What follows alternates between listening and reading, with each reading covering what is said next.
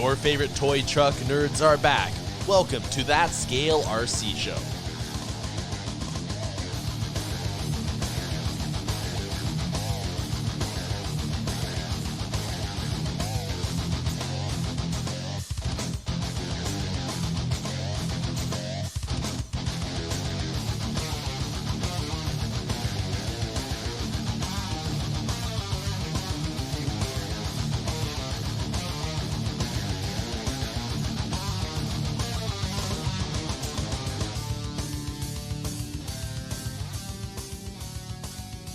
Hey everybody, we are back for episode 83. Howdy. Hello. That's your intro?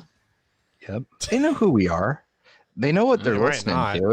It's not they're like, oh man, we thought this was we thought this was a good podcast. It's the undisclosed show. I take it back. There's a guy who actually reached out to us, said he just started listening. He wanted to get us or wanted to find us on iTunes, but for now he had to download something else to listen. And he said, I can't believe I have 82 episodes to catch up on. Godspeed, sir. If you find us on iTunes, let me know. Did you tell him not to get his hopes up? No, I didn't. You're like, listen, all 82 of those isn't going to be gold. There's going to be some that you're just going to suffer through. Some fool's gold. Yep. You're just going to have to deal with it. There might be one or two shining moments of brilliance, but the rest of it is just stumbling through, trying to sound like we know what we're doing. New listener challenge. Count all the sneezes. And if you listen... Sneezes or nose blows? Sneezes, nose blows. If you listen, if you have it really loud, you can probably hear Jake in the background too. So... count those all up and let us know what you come back with, and then we can say Jake is Travis's dog, which you guys need to know that because there's no camera. It's not a person that's noisy that lives with him. It's a little black dog. I would hope that someone who might have heard him didn't think it was a person. Although I know just slobbering and licking everything in sight. There are people who do that, but they don't live with me. No, So, I could just take that and run with it, but I'm not going to. I've said too much already. Yeah. That could have been a really wild detour. That's true. Not that we don't detour ever. No, considering we're over an hour late just recording this because we talked about music for an hour prior to it. That's what's really funny is like for an RC podcast, we talk about music so freaking much. Yeah, I keep thinking about having this idea where, because we always get into these conversations before the show, and I always think that recording the like 15 or 20 minutes, because we never start on time, like 15 or 20 minutes before we actually start recording might be kind of interesting. I did that with Track Walk for a while, and that was kind of fun.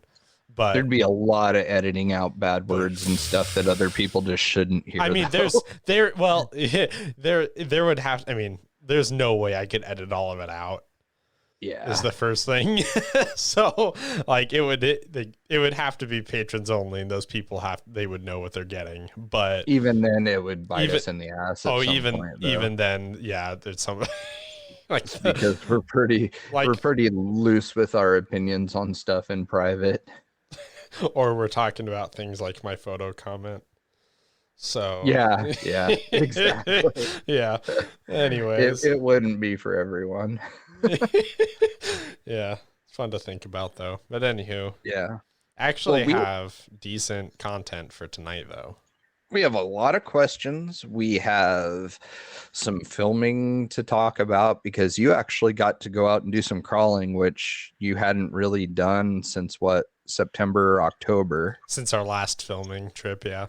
Yeah, so I mean, like you actually got out and participated in the hobby for a bit and have some stuff to talk about, which is cool. Yeah, we checked out a new spot up here near. It's about 45 minutes away from me, like southeast of me, and on I-90 up here in like Seattle area, and It's I guess a fairly popular crawling spot for South Sound people. Everyone calls it the Slab.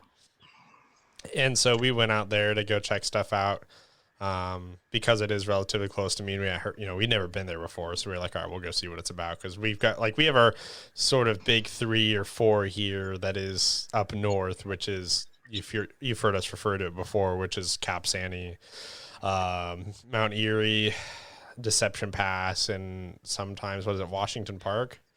Yeah. So those have been like our staples forever as far as what like natural terrain we'll go crawl at. But I don't go crawling very much because I live closer to like Metro Seattle. Like I'm right on the outside of Metro Seattle. So there's not really a lot of that near me. But the weird thing about this area is if you drive 45 minutes east and you're basically in mountains. So that's what we did. So we went and checked this spot out. And it was kind of funny. Someone, Nick LaRusso, asked it in his first question, which I'll get to later. But he said he was envious of our crawl spots. And I remember showing up to it, like being a little bit disappointed with it. I know. It's funny because a lot of people were like, oh, the Slab, that's sick, blah, blah, blah. Love that One place. of these days I'll have to get up there and check out some of the stuff you guys have. And it's like, dude, if you love the Slab, you're going to wet your pants over what we have up here because it puts the Slab to shame. Granted, it was fun. It was good for filming, but like, I don't think I would go there just for the hell of it to drive because it wasn't anything that outstanding. I think I'm going to soon. Once I get my Discover Pass, I think I'm going to soon. I really want to take just the Bronco and go see if I can kind of loop it because there was a lot that we didn't do there. And there's probably some hidden areas that we probably could have went and find. I mean, it's just, basically this big rock in the Snoqualmie River. And so we went and checked that out. We drove the Ecto there, and I did the filming for it. I actually filmed my Power Wagon for a little while, which was cool. And then I got to drive while Jay filmed it, which was pretty neat. I still have to sift through all that footage and start preparing that video. And then we did the moon buggy for a while. I got to drive that. That was exciting. And I got to launch the Rift into some higher elevation a couple times. Broke a servo. So that was pretty funny. That was a good time. We probably did. I think it's been posted now, at least on the SOR Instagram, but we sent the Rift trying to do a little bit of a faux hill climb with it. And there were a lot of failures, but the ones that turned out were cool. There was probably like 30 runs we took at that thing. Yeah, it was. If I had to guess, the small little rock ledge that just ended up being the biggest like booter jump ever that threw you like right into the face of the hill. Yeah, like all rock, no dirt, so there was just no cushion whatsoever. You're just hitting solid mass, and nothing's broken on it still other than servo, but that's not. We 100% deserved to break that servo because we were being idiots. Yeah, absolutely. But I mean, honestly, it was worth the video and definitely worth the laughs because that was probably the most entertaining part of the day. Honestly, definitely, yeah. So, yeah, that was a good time. So we did that. And filmed the Ecto. That was more or less the main purpose of why we were out there. A lot of the spots, I haven't gotten to film most of the big spots yet, surprisingly. But Cap Sandy has always been our default. I filmed Cap Sandy last year, but very little of that footage ever actually made it out there because I don't know. You can say it. You can say it's because of me trying to do hard lines. It wasn't that. No, it wasn't. It wasn't that. It was that there were two things wrong. One, it's not an easy place to film. It was very busy that day, and so it was very difficult because it's a fairly popular tourist spot too because it's one of those places where people like to just park their car and just look for a while, and so we went out there. I had a really tough time kind of getting shots without people because that's my whole thing is I like to try and like perspective film as much as I can. But on top of that, for whatever reason, all the video turned out really dark. And so somewhere I jacked up my brightness settings or whatever when I was recording. And so everything that I recorded that day just really just didn't turn out. And weird, because that was a sunny day. No, the lighting was fine. And so that's why I don't understand it. It came out super dark. That's why I never really did anything with any of it, because it was like, honestly, the footage quality was just garbage because of it. Like I couldn't save it. I don't know how it happened. I don't know what I did. I've never experienced that since, because it was I don't think there was a cloud in the sky. So yeah, really strange. So that nothing really ever happened to that footage. We did some Instagram shorts with it, but that was of like the best stuff that we could pull out. And so the intent was we were trying to do more stuff to promote EPX. And we ended up just having to use all of the footage we got from when we went to Roslyn, but that turned out to be more than enough. So this go around, we wanted to do something with the Ecto, because we were a tiny bit late to the party, just because it's such an ordeal for us to go and do anything, especially since I can't do stuff during the week. So we went and filmed that, and that was kind of fun to watch, and it was cool to see that car in action, because as a lot of people have kind of figured out by now, it's pretty much a cageless gatekeeper with a front bumper. And it was really cool actually to see the way that it crawled and how it kind of handled that terrain. The slab wasn't like as gnarly as the places that we've been, but it did film very well, and I think it was still a pretty decent proving ground. Like, it definitely wasn't easy, but the grip was good too for the weather we were getting to, which was kind of off and on rain. And granted, that's a box stock RTR with stock tires, no wheel weights, no anything. And so, I mean, really a lot of how well it did and the stuff we were able to get was just due to the fact that it's got like a really awesome, super like low rider stance to it. Yeah. Crawl's really good for a trailing arm car, though. I love the way that thing sits. I love the way it drives. I am becoming more and more of a fan of those Generals. I think those are so cool looking. And for something like that, where it's like kind of gives this impression of more of like an old timey sort of build, like what people are doing with the Power Wagons, like mine, for whatever reason, it just looks at home on there. And I really love the way that looks. The yellow I wasn't as stoked about in the beginning, but it's definitely growing on me now. And especially after I filmed it, it turned out really well in those shots. So I don't know. Which Brad had some comments about that too in our questions later, so we can kind of talk about the yellow. And I know some of the reasons behind why it was yellow and stuff too. Yeah, I guess I should include that comment that he mentioned all that in, because I did not do that. So that's all right. We'll get to it. But no, it was a really fun rig.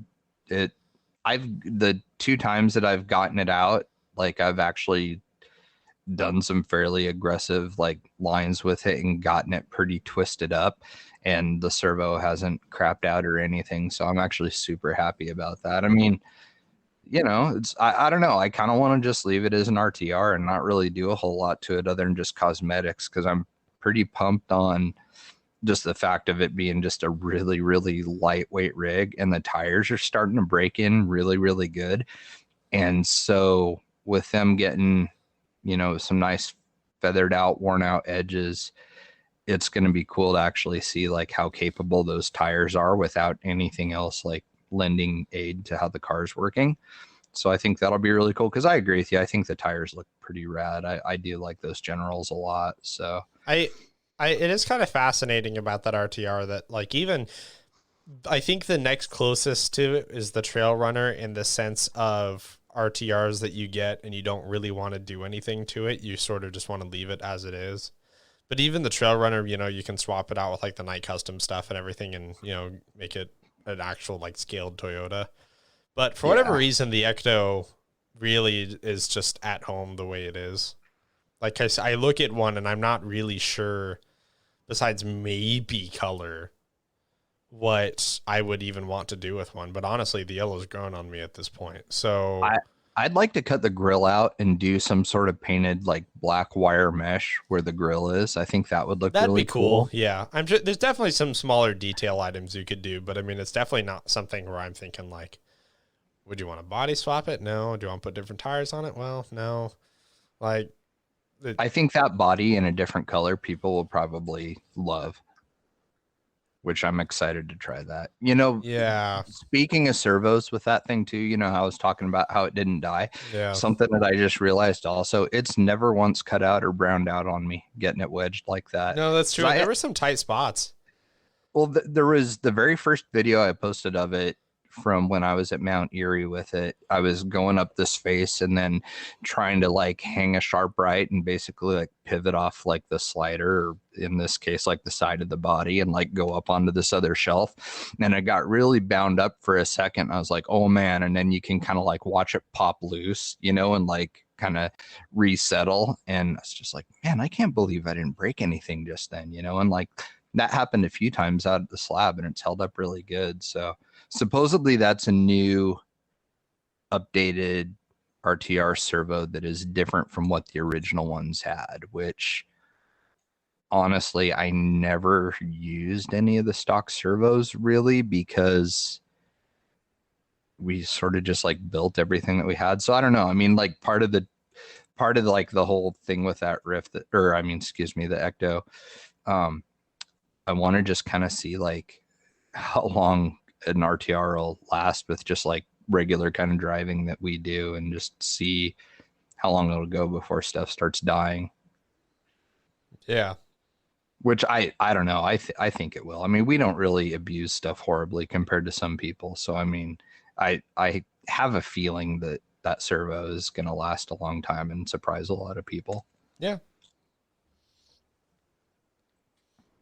Yeah, but other than that, I mean, it's a fun rig. Yeah, it was really fun putting that video together, and it filmed very well out there.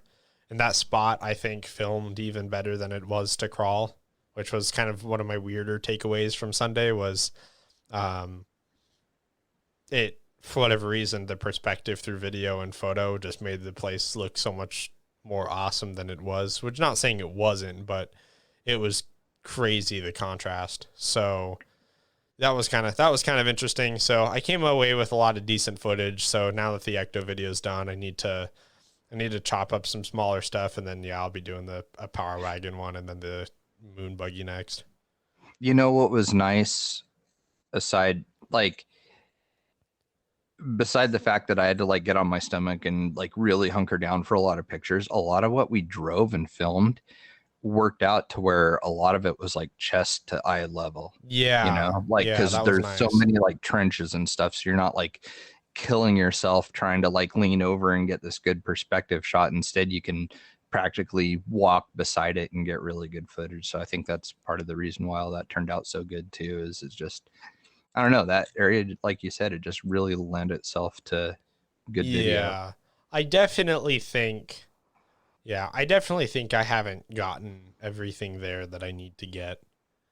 I think there's a lot of cool stuff I can still do with that spot. So we'll see. I might try, whenever I go out there with my Bronco, I might try and play around with some stuff and see what I can come away with, and see if I can get a little video of the day made. But yeah, it was a cool little trip. Especially nice to go do something like that at a place like that is not far from me. So, because that gives me, honestly, if nothing else, that gives me a spot that's close enough to me that I can go test reliably. Right. And that to me is really important. So decent traction for it being raining out there too. Yeah. I guess kind of misting, I guess I should say, more or less. We had legit rain at one point, but it really, like, the grip still was solid.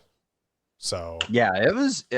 I think the grip there was better than Erie, but not as good as Cap Sandy. It kind of falls somewhere in the middle. You know where the Ecto would look really great, actually, that would be good for filming and pictures, is Washington Park, because of how desert and like red clay all the dirt looks there. Yeah, it's not super foresty. Like it looks like Utah or somewhere in pictures. So yeah, that that would probably be a really cool spot. But I mean, again, that's somewhere that you just can't go if it's wet or rainy because you'll end up on your butt and hurt yourself. Oh, It is some definitely. incredibly steep terrain there. Yeah. Yeah. But yeah, no, it's as far as my analysis of the Ecto, I think it's pretty fun. I think its market is a little bit limited because you can kind of just get a gatekeeper kit, but it's still a cool RTR on its own. It's just, for me, there's not really anything I would do to it. So if I got one, I would just have it. Yeah, I would exactly. just leave it the way it is.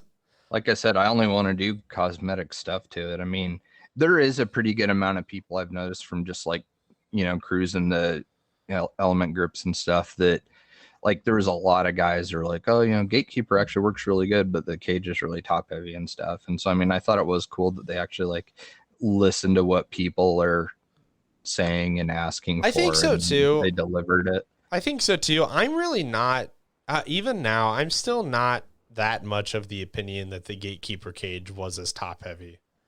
I don't think it held it back. Ours worked really well, and I think the mistake that people were making in truth, yes, there is absolutely a CG change, but car setup does exist. Like, you can change things in mind for that. Like the gatekeeper that I have sitting on the bench now, I just did the shocks in over the weekend, and a lot of people like to find that like middle 35 range, and I put 40 in it for shock oil.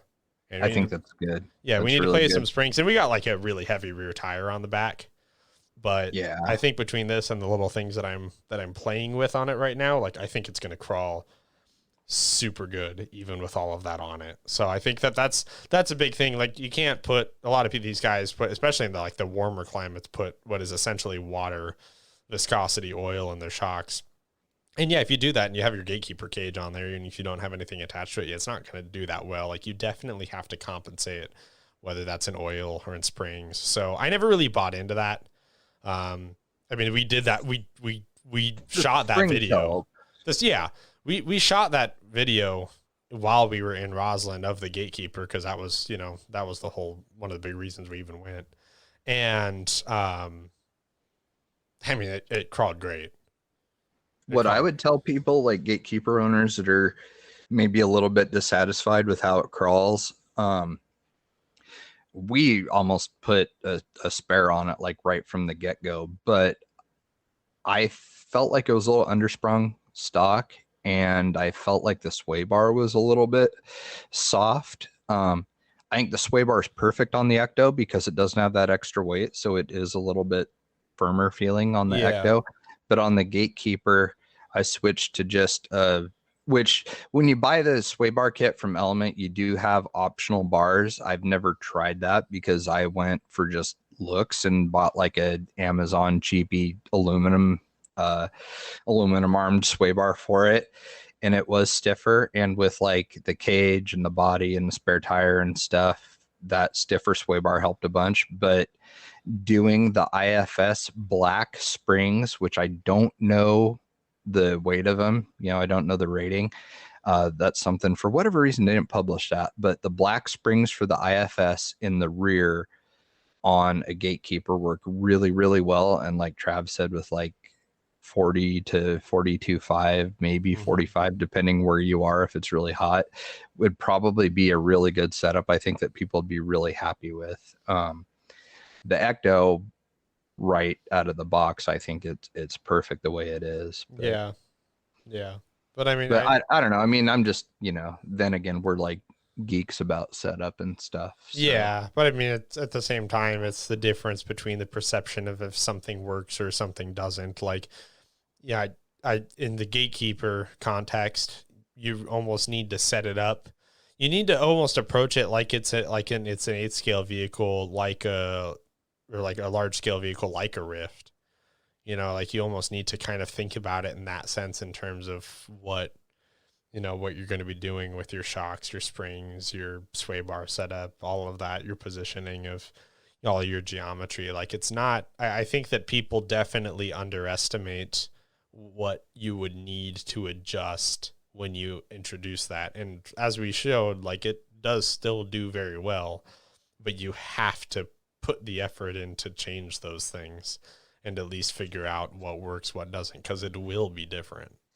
Yeah, and that's just it. Like, you buy a RTR and it's basically a generic rig that's going to work, decent everywhere. And it's like guys that are drag racing and they buy a DR10 and they expect it to have perfectly straight passes right out of the box. And it's like, no, dude, like racing and like the majority of RC stuff, there's a lot of time that you got to spend with tuning. Not everything's going to be just dialed from the second you throw it on the ground, because the people that engineer this stuff, like, they don't know where you drive, like they don't know what scale accessories you're going to throw on it, or how much brass you're going to put on it. I mean, like the hard plastic and stuff, like everybody bitched about that on the Gatekeeper. It's like, well, if you don't drive it like a basher, it's fine. Like if you take care of it and actually care about the longevity of it, you're not going to break. And to this day, I've only broken one piece of hard plastic, and that was on the Moon Buggy. It was a steering knuckle, and that was just because it was wedged in the servo and it was stronger than the plastic, and it was a cold day and I broke a knuckle. But I mean, that's it. I've never broke axle housings. I've never broken anything, and I don't know. It's like anything, man, take care of it and it'll take care of you. Yeah, definitely. People don't grasp that. Yeah. Anyways, yeah, I mean, that's kind of my summary of the Ecto. It's a fun truck. Yeah, very. I don't know if you had anything to add to that. No, I think it's a win for them. Definitely. They're catching some heat over the color, but whatever. I mean, that's such a stupid thing to complain about because everybody's going to put something else on it to begin with anyways. Yeah. Scooter Scott asked a really good question about this. He said, in your opinion, what would have been a good color for the RTR Ecto? Seems like the yellow one is getting a lot of haterade spilled on it. Which it wasn't on our thread, so I didn't find it, but Brad, from Associated and Element, he explained pretty plainly why they went with the yellow, and it was, data based, which made sense. And in all fairness, I think the reception of it has actually not been as terrible as it seemed in the get-go.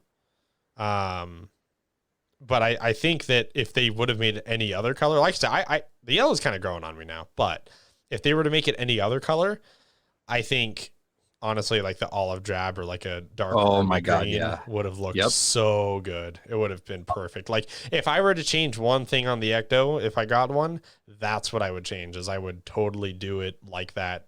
And like we talked about, kind of do the white AE side door decals and everything. Olive drab with some white decals would look super. It would have looked so good. I know that I think there's a bit of an opinion out there that the sort of old timey like military builds are a bit played out, and I don't necessarily disagree, but that would have been a pretty badass RTR for sure. I think that at some point we're gonna just have to get a spare body and do it. It's too hard to resist not doing it. It'd look so good, and I really think that would probably even help them sell some rigs. It is definitely a cool platform for like a barn find style build, which is cool because that's what the box is. Yeah, it is a barn, and I have yet to take pictures of it. I still need to do that. Forgot all about that. Yeah, really cool box that came with it. I don't know where Brad said it, but one of the things that he brought up somewhere was that after doing some research with like the older like power wagons and Willys and stuff, I guess the yellow was a pretty popular color back in the day for vehicles like that, and that was part of the decision-making process behind that. Right. And that makes a lot of sense. I think that's what I was trying to refer to, was that. So, and I get that for sure. So yeah, I mean, I definitely wouldn't say that on that front it's a miss, but I think the green would have been just home run. All of that stuff would be so hard to decide on. Like all of it's such it's a really gamble and pivotal decisions. It's like trying to, honestly, I imagine a similar conversation happened with maybe even like the Trail Runner deciding to make it white instead of like a gray or something, like, the they have sort of gotten a reputation for having like the Forerunners and stuff. You know, I feel like everybody who has a Forerunner either has a white or a gray one, you know. Yeah. True, you know, same goes Which for the looks Tacomas and really everything. good. Definitely. But What I was go ahead. I was just saying, I imagine that was a similar conversation. What got me was the Trail Walker, that light blue. I didn't think that would go over. I mean, I feel bad criticizing choices like that because I know it's not something they take lightly and you're not going to make everybody happy. But I thought personally, when I saw the yellow Ecto, I thought that was way less risky than that light blue they did the Trail Walker on. I don't like blue to begin with. Like I'm just not a blue guy. And for whatever reason, I thought that would have caught way more hate, but I didn't think so. Didn't. I think that color was really at home on that body. I think in truth, I can't really imagine a different color they could have put on there, and it would have looked. I think that red they did the Sendero HD in would have been a cool one. Yeah, but then they couldn't have done the red for the Sendero HD. Yeah, which is a darker red than the body we did that we gave away. I wonder who ended up with that thing. We never saw that. Yeah, no pictures of it popped up or anything. I don't know. Hopefully, whoever got it liked it. I put a lot of effort into it. Yeah, a lot of time and effort I tried to make it as cool as I could and went with like a super like cherry red on it with black everything else. Yeah, reach out if you guys have that. I'll have to see. Maybe make a post. Yeah, it was fun doing that. But yeah, what else did we want to get into before questions here? We covered filming. Not a lot of. Did we cover the Traxxas Bronco last time? Oh, that's a great question. Did we? I don't know.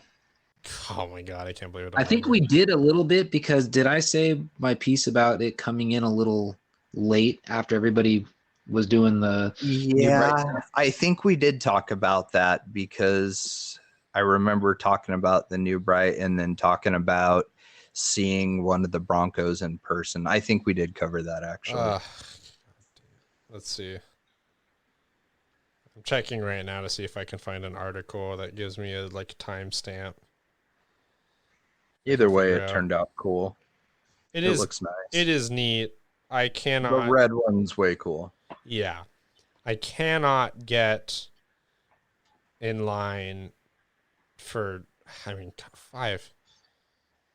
Oh, is it? It's expensive. It is so much money. Do you see that their drag car's $500? No. $500 slash drag car. Dude, that thing better come with like spinners on its wheels. There's some new technology that went into it, I guess, but like technology that people are just going to take out. Well, yeah, but like what pissed me off was like their so-called transmission brake, which is the same setup they did with their TQ radio with the funny car, where basically you just flip a switch and it's wide open instead of pulling the trigger. Like it's just kind of like okay, so that whole thing, yeah. They're taking some of the skill out of it, but I mean that's also like adding stability management. Well, it's not that's not terribly uncommon in drag racing now. I think what I was doing with R mode on the Sanwas was kind of like a happy medium, but there are a lot of people who just wired stuff up to just straight up like be a switch just toggle. A switch, yeah. Yeah. I mean, not to be that guy, but I at least made mine into some sort of like faux transmission. Well, and supposedly people are with the Macklin stuff, they're able to get that same effect with the ESC now. Yeah. With the software, which is wild. Yeah. I hope it doesn't go too. I don't know. It already is. It already is. I like the whole idea of throttle control and a little more driver skill. I really do. So Colin brought one of his drag tires the other day to work, and they're like these Proline reactions, and I grabbed them, and I'm like prying my finger off it. That's so dumb. The sauce dude. game, like the sauce game is already so bad. I mean, at least our stuff wasn't a sauce. It was just a cleaner. Like you just wipe your tires off with it to get the dirt off. But yeah, like Dude, just drag racing has turned into everything that I hated. It was like the shark bodies is when I started hating on it. And then they went away, and then I got a little bit happy. I was like, all right, cool. We're keeping them looking like real cars, at least. That's good. And then it's just turned into regular RC racing where it's carbon chassis and tire warmers like, people are doing with 8-scale buggies and with touring cars. And it's just, it lost all of its like throw it down and try and handle the power. It's lost all of that, and I'm just completely not interested anymore. Like, I sold the 13.5 car before I ever even got to drive it.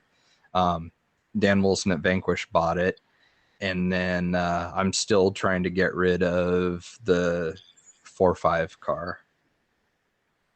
I mean, I liked going to like the school down the street with Jared and just hanging out and messing around, racing each other. That was fun, but not enough to where it's like, I'm gonna hang on to like a $600 car. Yeah. But I mean, yeah, no, it's just silly. That's it. They've gone too far with it. But anywho, yeah, too far, way too fast. Yeah. Anywho, but yeah, back to the point. There's a TRX4 Bronco out there now, and it's $550. But the body is really cool looking. They did a nice job. They've actually hit the mark pretty good on all their licensed bodies. They have, but I mean, the Bronco we had, the money. 80s one, was like, I don't know. I think it was like $400 or $500 too. But I mean, that was when they kind of first came out. I mean, and it was Ford's licensing is not cheap. Yeah, and it in their Especially defense, like it looked like a hard body. Like that thing straight up looked like a hard body. Even their new one, honestly, even looks like a hard body. Like, I'm happy they did the 4-door and didn't just do 2-door, so it's like the new Brights. I agree. Yeah, definitely. Yeah, we did talk about that because we talked about the lighting kits and we talked about their new winch and all the Traxxas accessories. We did? Mm-hmm. I don't remember any of that. Okay.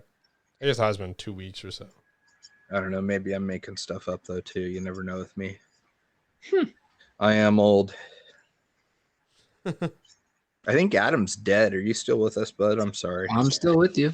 You're just sitting here listening like what Travis usually does while you and I ramble. Pretty much. Sorry.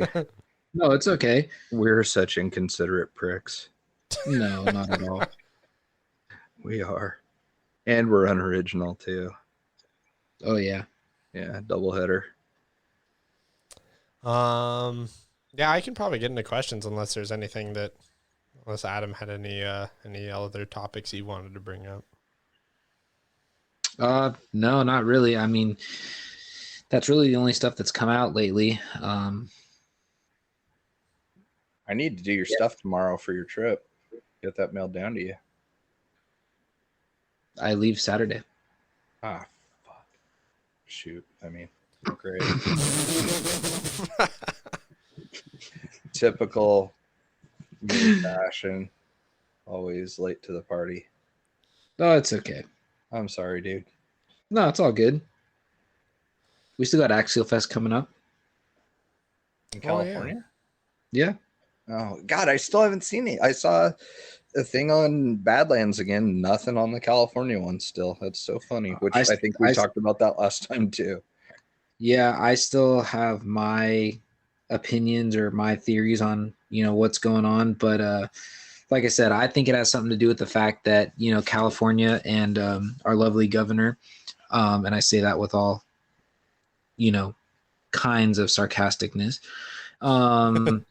Governor Newsom, he keeps doing whatever the hell he wants to do and changes like, oh, we're going to do this and we're going to open here. No, we're not. No, we're not listening to what the guidelines are. So I think it's one of those people are still kind of like freaked out because they don't know what's going to happen. So I don't think they totally, push that one. They're playing it safe is what they're doing. Yeah, because they don't want a bunch of upset fans and this, that, and the other if something does happen. But the way I'm looking at it is this. My first Axial Fest was in 2014, and I think there was a total of like 350 people there. if this is something that brings back like that amount of numbers, it's going to be insane, because I remember when it was super small. So if it does bring it back like that, that'll be kind of cool, because you're not going to have the chaos like we'd get towards, like the year was a 2018, 2,000 people, so yeah, 2017 and 18 were big. Oh yeah. So what else? I did talk to Thomas from MKS today.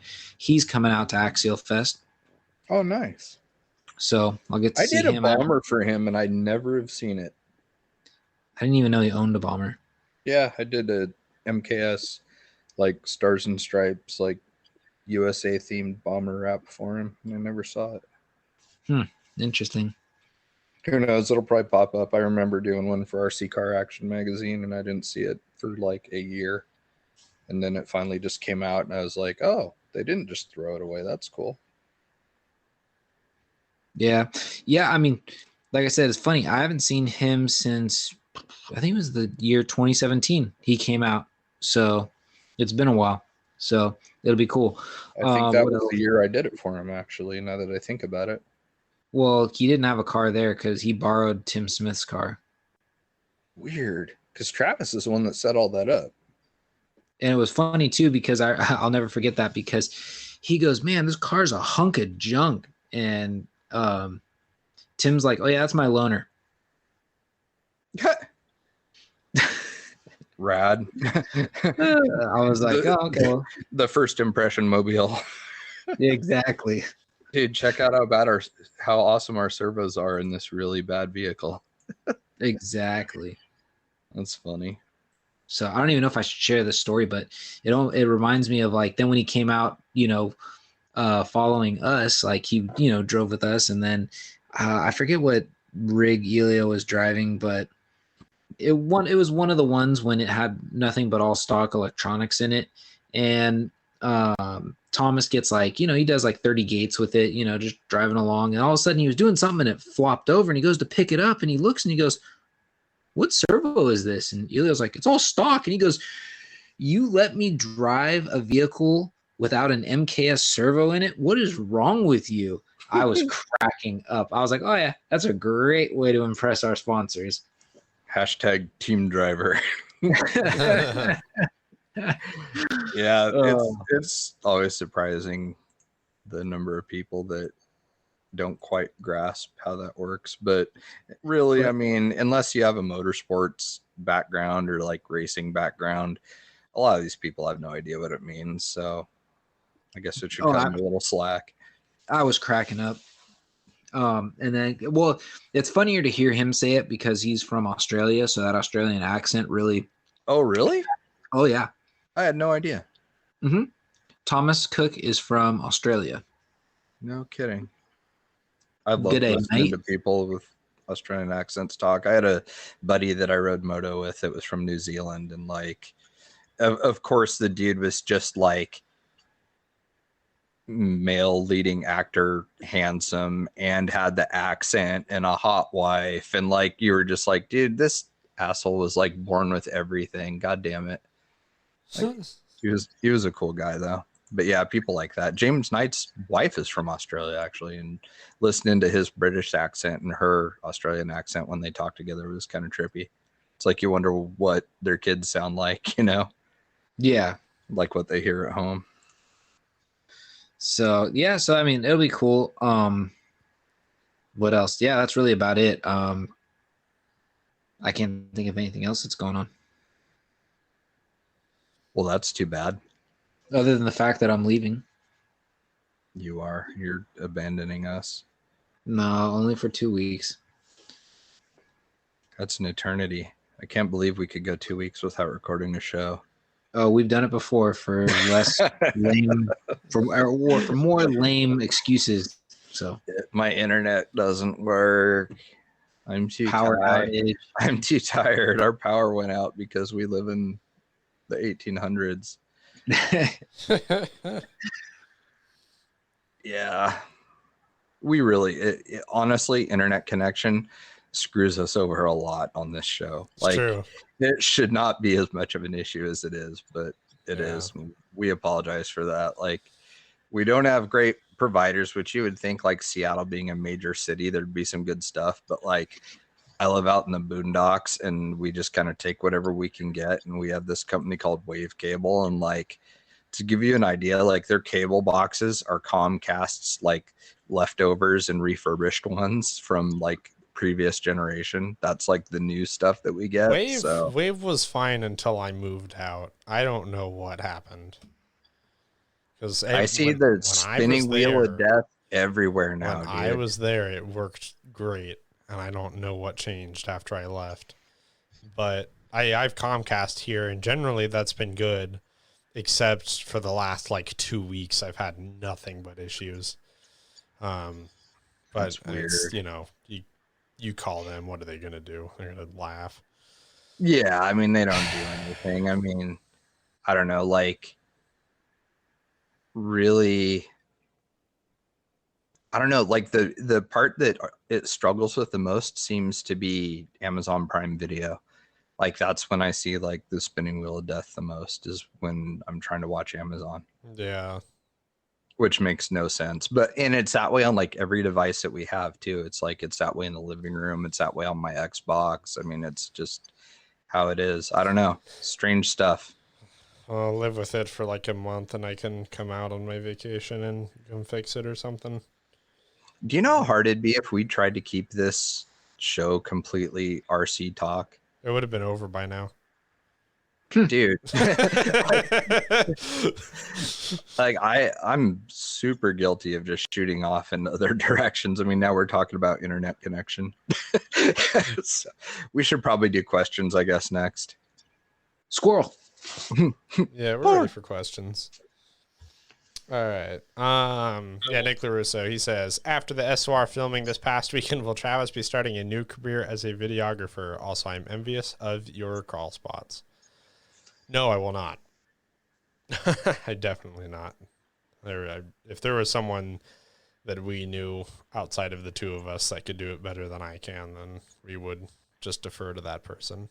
I think you do a good job, and I think I don't know, you have a lot of fun with it, and it's fun to watch you get into it. So I do enjoy doing it. I like it. It's hard to do it when it's like everything else. I kind of have to make it work around 9 to 5, but you know. Yeah. So, I mean, other than that, I do enjoy it quite a bit. Yeah, and we do have good crawl spots up here. I need to find more near me, but since I live like right next to the pass, I need to go give it a go and see what I can find. I just need to go exploring one day, and I have not worked out the motivation to do that. Another one from him, he says, do you think Axial will be announcing a new version of the 10.3 at Axial Fest, Badlands, or Donner? No. I mean, I don't know. I just don't see it. If they do, it won't really be anything new. Like I said, I'm waiting for, which might be no shock, but I'm waiting to see them revamp one of their other rigs, you know, whether it be the Honcho, Deadbolt, you know, I highly doubt the Blazer, but one of those two rigs, I would not be surprised if that made its way onto the 10.3 platform. But being that the Rift just came out, I really don't see them really pushing anything too crazy, but could be wrong. I'm going to stand by my guess that the next rig will be the UMG 10 or UMG 6x6 on the 3 platform. Really? Well, the reason why is because the interior, like just all of a sudden out of nowhere on A main, there's an interior available for the 6x6.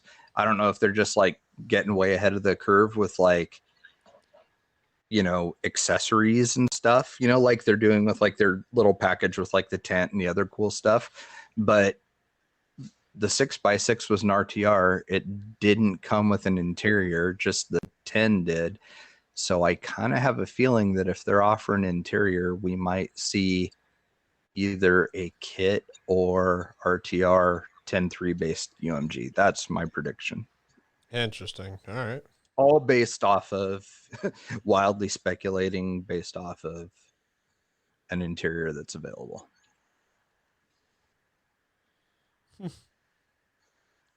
And we have one that we still have never driven. Yeah, that's true. You can just build it up and sell it. It's what needs to happen.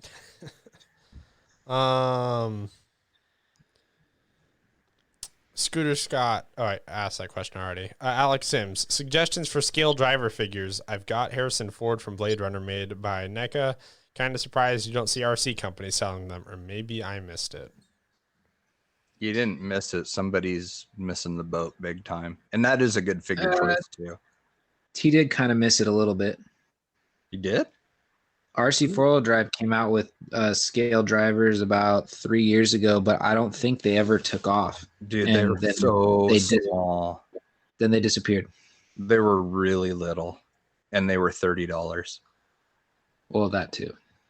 But they were small. They were like 5-inch or something like that. Like you'd put them in the D90. I remember seeing pictures of it, and they were just tiny. Like it looked silly, and I think that's why they never took off. They looked like little kids. Yeah,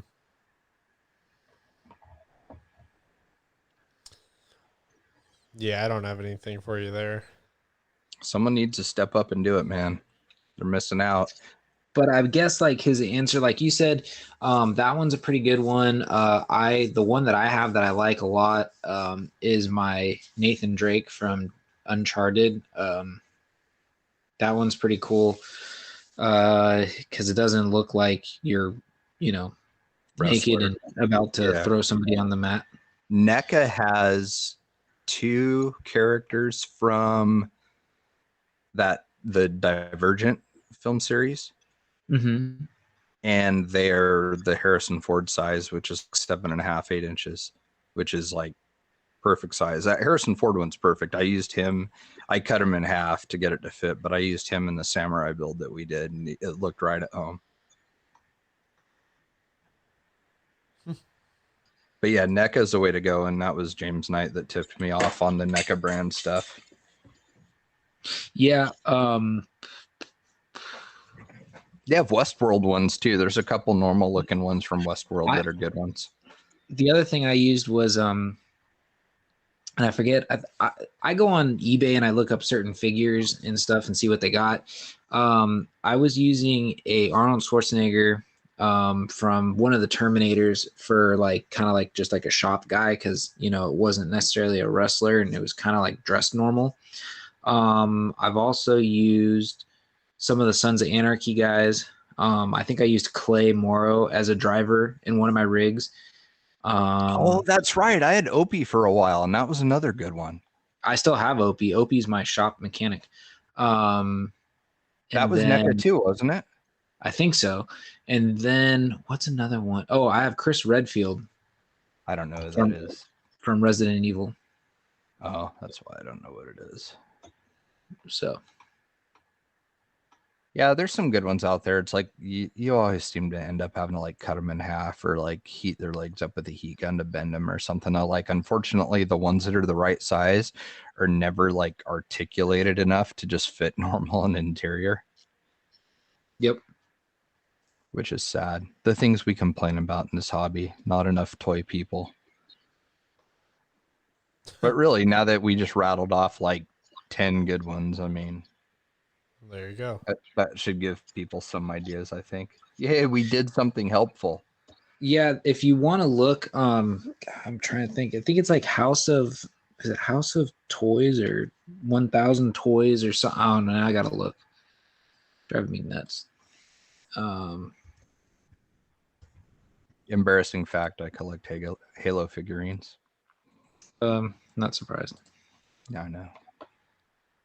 And they're all too small to use in anything, so they just sit on a shelf.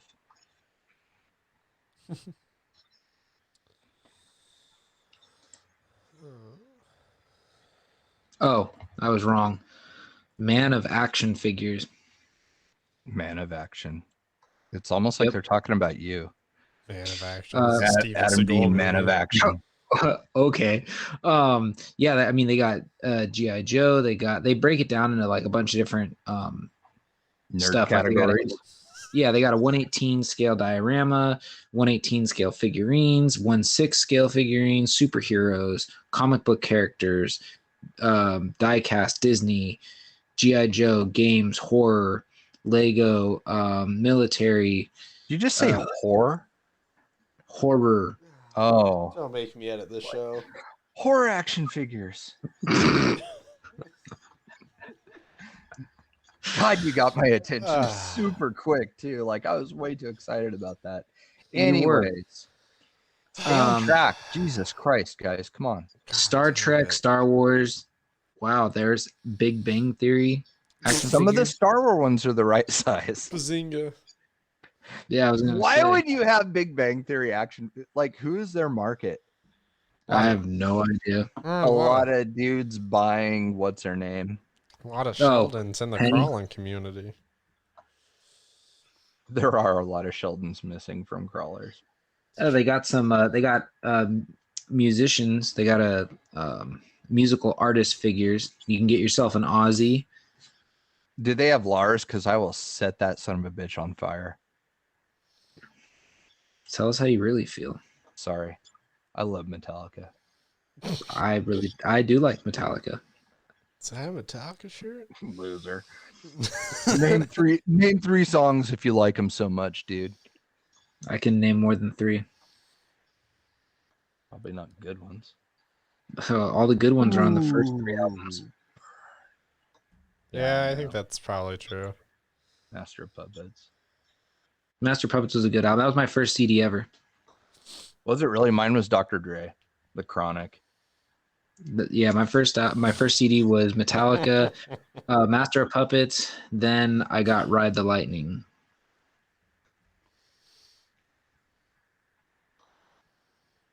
I think Ride the Lightning was one of the last albums I bought from them. I was weird for a while and like thought that newer albums were better than older ones, and so I glossed over a lot of older ones and didn't realize what I was missing. Look, they got a Freddie Mercury. Huge demand for that one. Don't.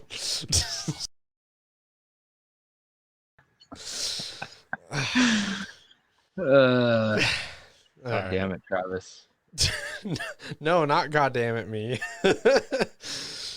Okay, so real quickly, so we can move on. Did you still want me to name 3 songs? No. Okay. No one else does either. I think Metallica just sucks instead. Yeah. You guys always hate on my musical interests. I like. Not really. I like. You've shared some good bands with me. I like Metallica. Preload. Yeah, I agree. Preload. Pre-Saint Anger. Pre-Black Album. Oh yeah. I do like the Black Album. I do know that was a very controversial one because that's supposedly when they went mainstream. I liked it too. I do like that album. Yeah, it's good. It's good. For some reason, a lot of these action figures that they have for the musical ones, they're all the pop rocks Oh, with the big old giant heads. yeah. There's weird demand, and You can get a King Diamond Classic Edition. That would be great, actually. that would be cool. Or is that a Funko Pop one? No, that's a actual one. Dude, their headquarters is what, here in Everett, Trav? Yeah, I've been there. Haven't you been That there? place is, it's Yeah. freaking amazing. I didn't know it was like their corporate headquarters, though, but it's Oh yeah, they're based here. pretty rad, like Based. Disneyland type props and stuff. It's pretty cool. Yeah, place is pretty rad. I actually should probably stop doing this because now it's like popping up like bands that I completely forgot about. You can get a Pop Rocks Blink 182. Nevermore.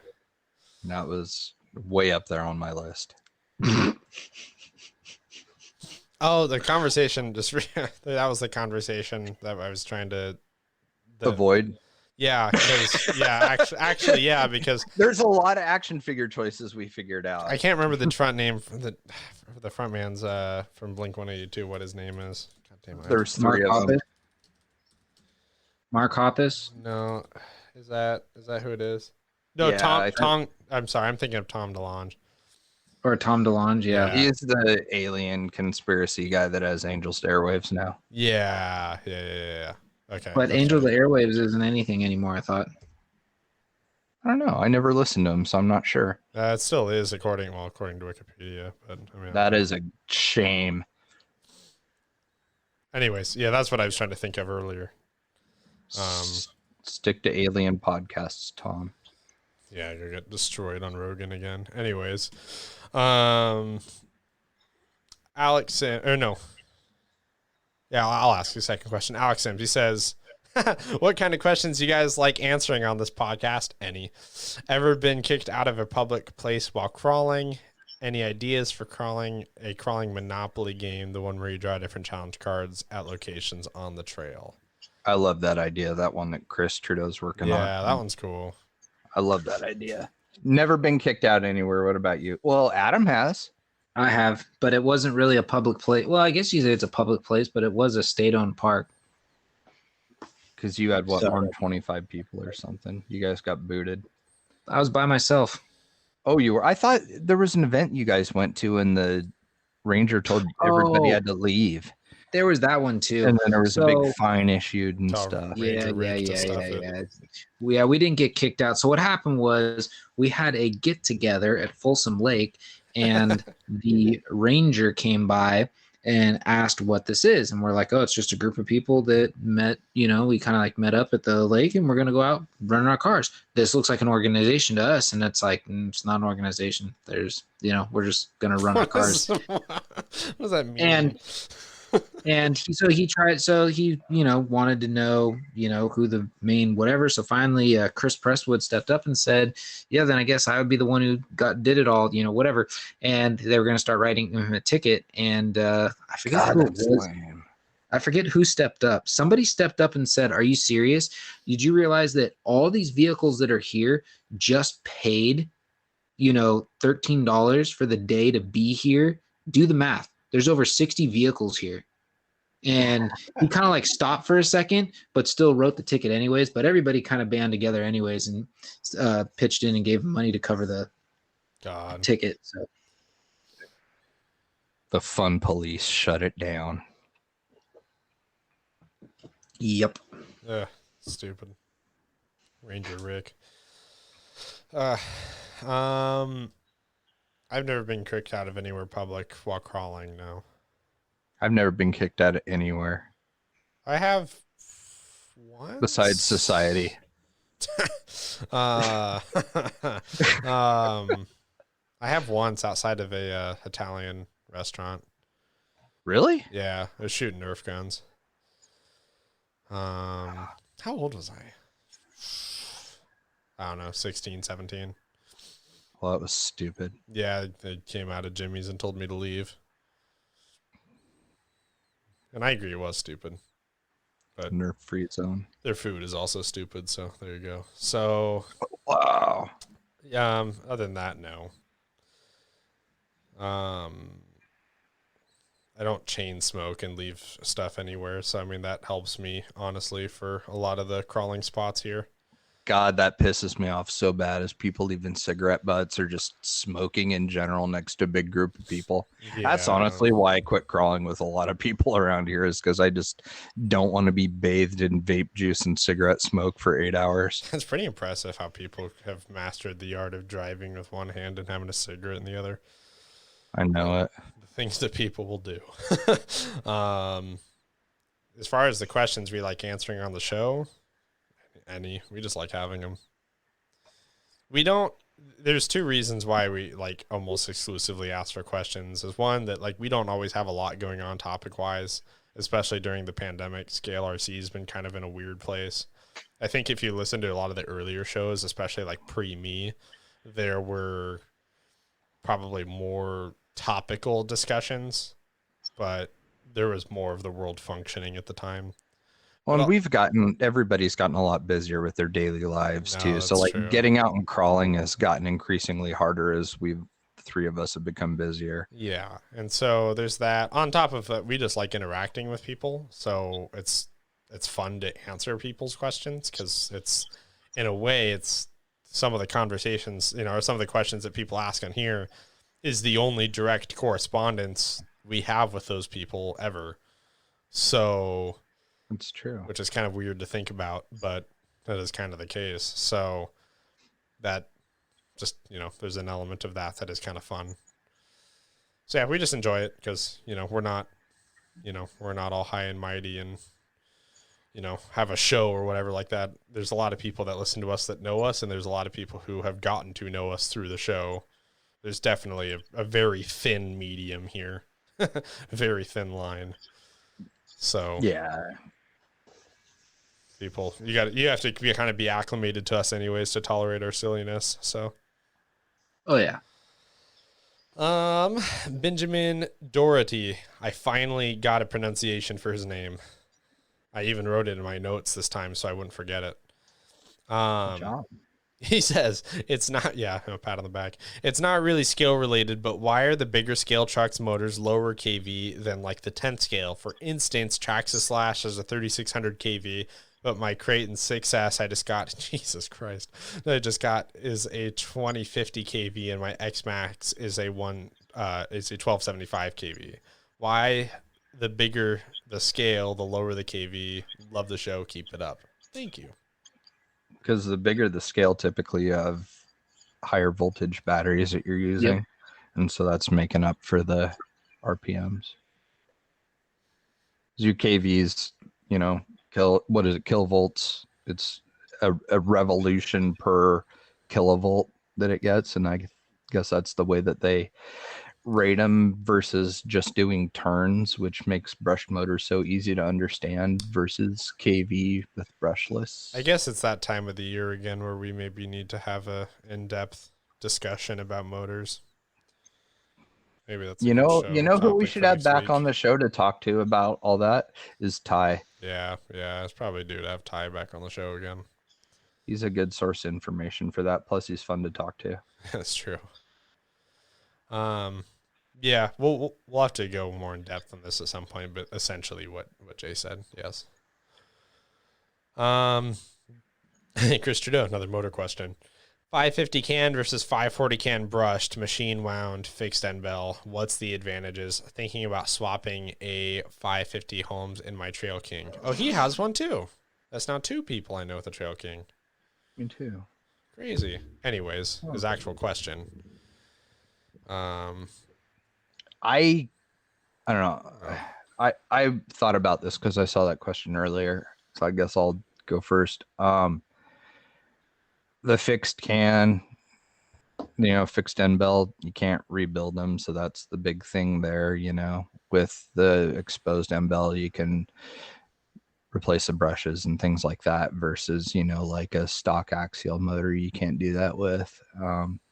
So as far as like 550 goes, I honestly, I don't know. I can't tell the difference. I mean, I've ran small, a regular size can, and I've ran a 550 can, and there's no discernible difference that I can tell. So who knows? I have no idea there, but the things I look for in a brushed motor is definitely, being able to rebuild it. So as far as like machine wound versus hand wound, it's exactly what it sounds like.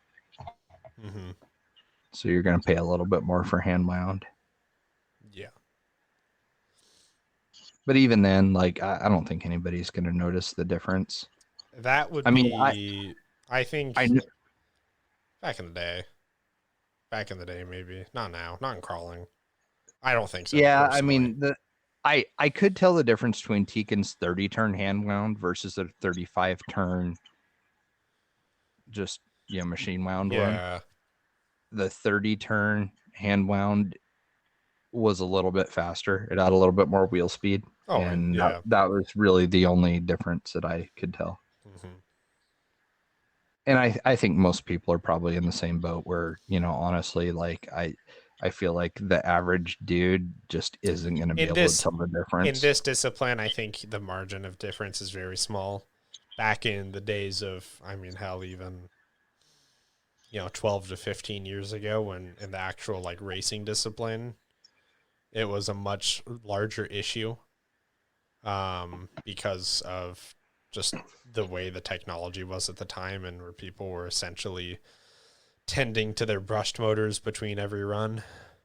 God, that would suck. Yeah, we got in at a great time. So Yeah, I think in crawling, I don't know if you've really got much to gain in any of that area. I think honestly, I do notice a big difference though between the 5 slots and the 3 slots. That is one yeah, thing that I can definitely tell the difference there, but that's really about it. I would just focus on overall spec.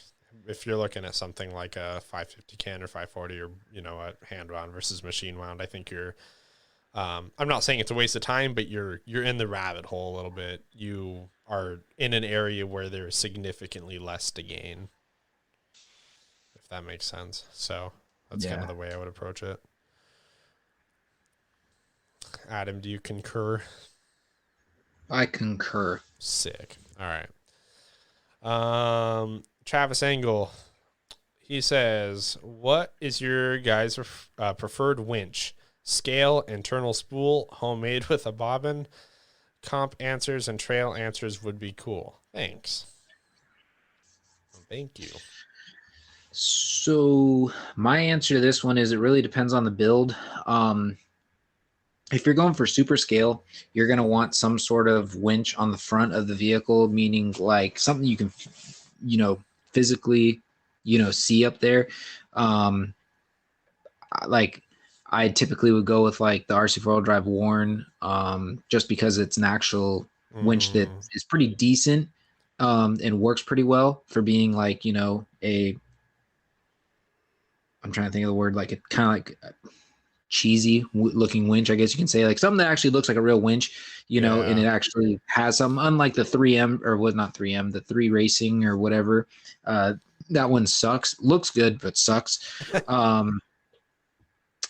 But the problem that I've always had with actually mounting the winch to the front bumper is the fact that you lose, like for most like aftermarket bumpers, the mounting hardware, it sits back, so you got to push the bumper forward, which now you've ruined your approach angle. So my typical go-to would be some sort of a servo winch, whether that be something you make yourself, whether it's a version that you buy online or from a store. That's typically a nicer option just because you can still have that winch look. So like, let's say you have a bumper and you put just the fair lead on the front, then it kind of looks like an off-road aftermarket bumper that you got, and like most of them it's hidden so you don't see it, and you still have a winch. Plus they're typically a lot stronger than like the RC4 drive Warn winch.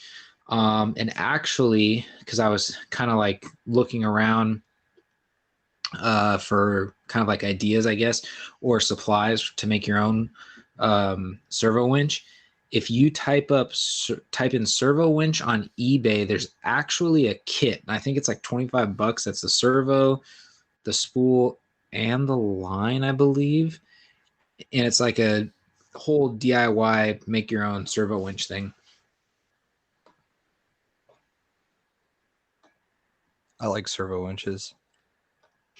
I like being able to hide them, I think, is the big thing. Like, I think if I had a real vehicle with a winch, I would do my best to have it hidden somewhere, and just have like the fair lead and the shackle sticking out the end of it. But I don't know. I mean, there's some rigs that I like them on. Like I have a Warn on my OG SCX10, and it's got a Jeep JK body on it, and it looks pretty normal on there. But for other stuff, like let's say, I don't know, like the Toyotas and stuff that I've built lately, I feel like it'd look out of place. So I don't know, my go-to is normally making a servo winch. That's what I prefer, just for the hidden aspect of it and how strong and fast they can be.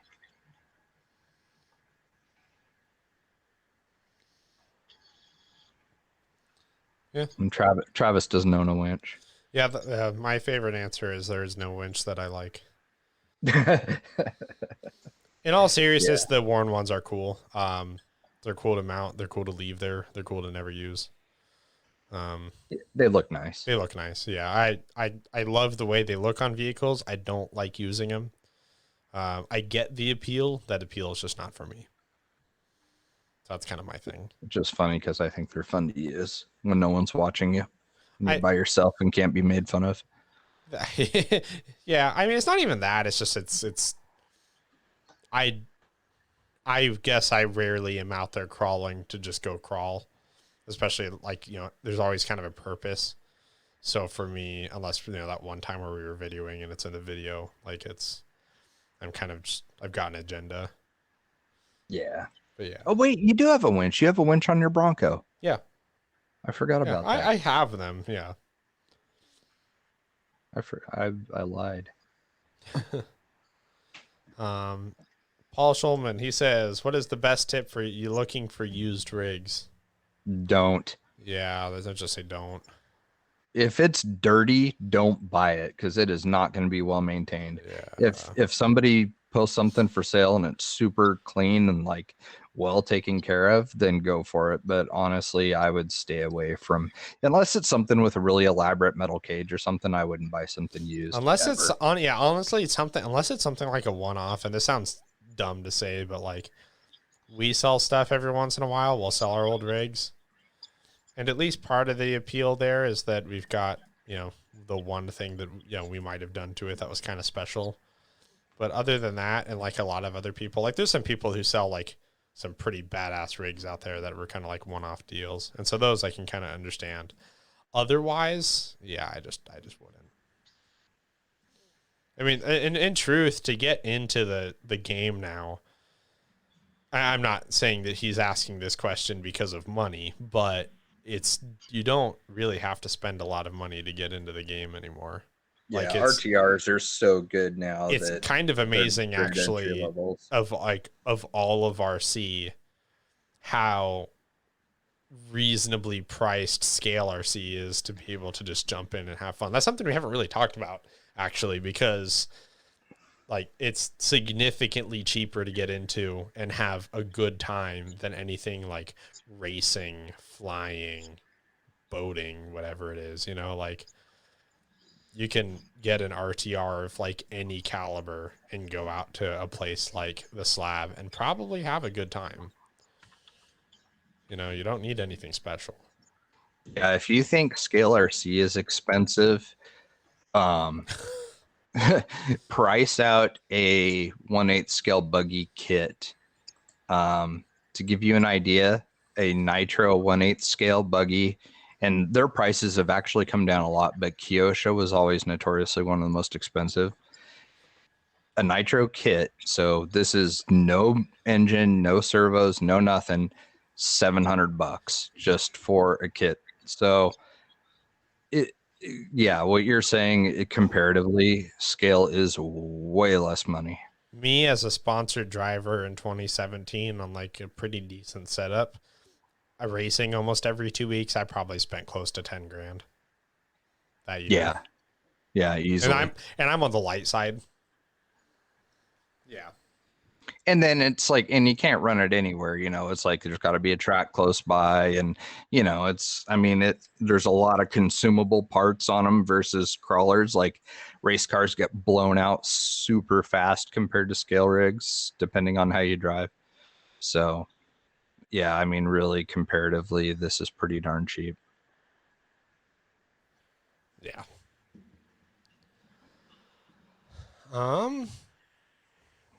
Brad Geck, who was the clown that picked yellow?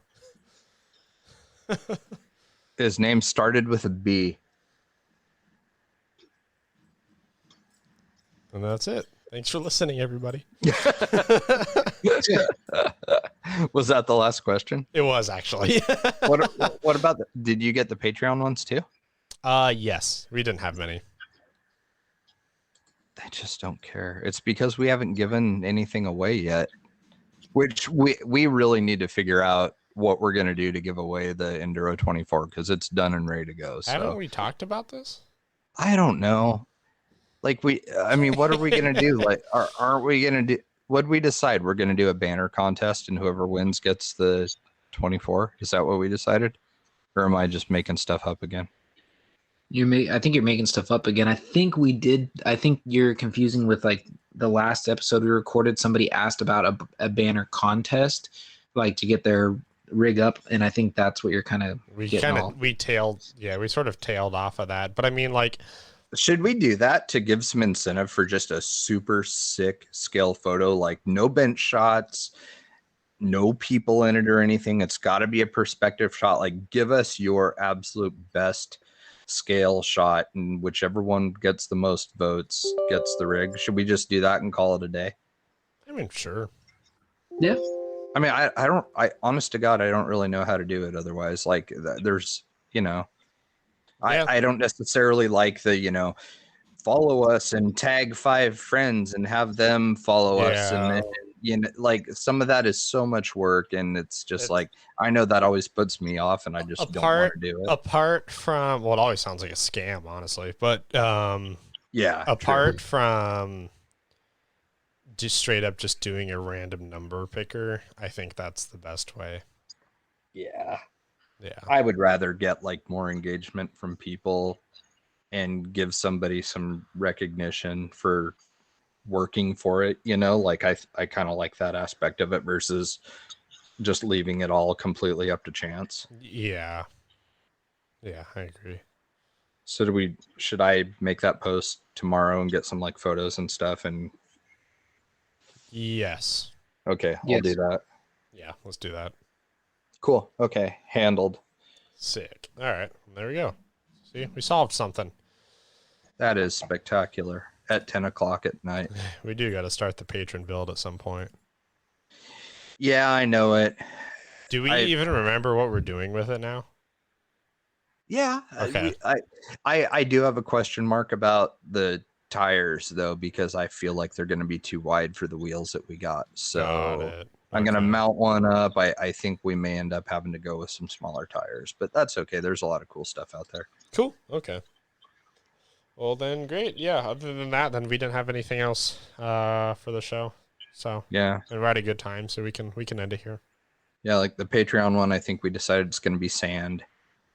We don't know if it'll be matte or gloss.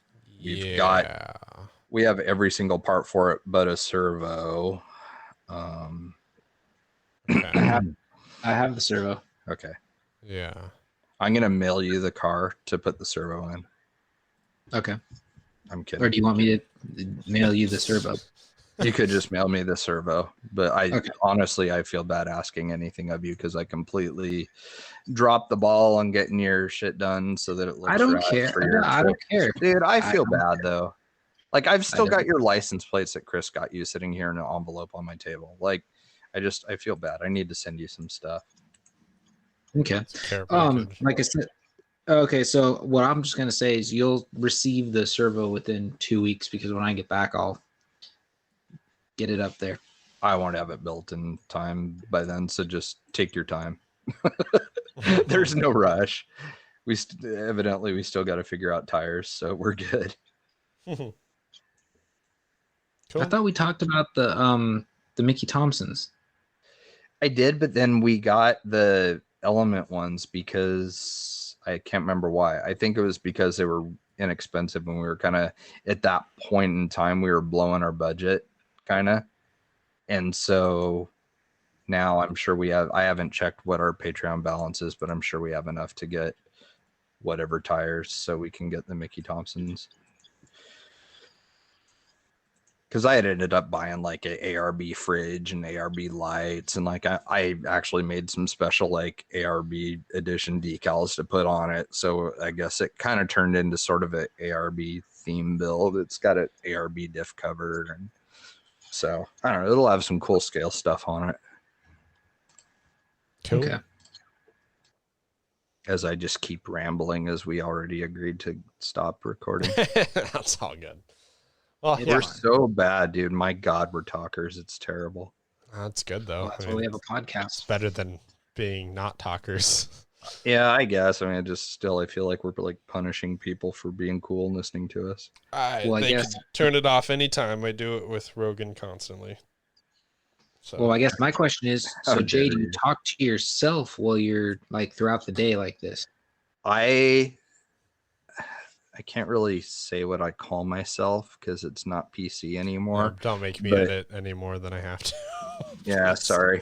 No, on a daily basis, I call myself a derogatory name for doing something stupid almost every day. So, okay. Yeah, because I'm just dumb.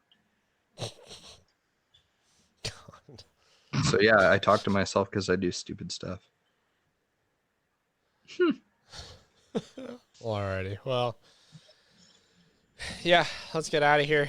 I'll see you guys maybe next week. We need to figure that out still. And I have a lot of work to catch up with you guys on for the show because I have been neglecting the patrons. So I will hopefully get caught up this week and do some cool things for you guys. So other than that, I'm out of here.